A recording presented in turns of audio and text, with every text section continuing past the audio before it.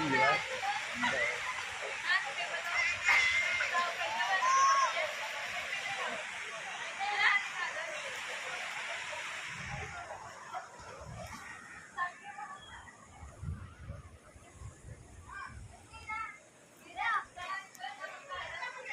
Malalim, Joy?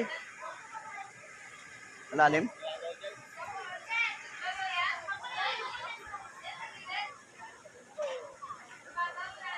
Kaninong ano yon?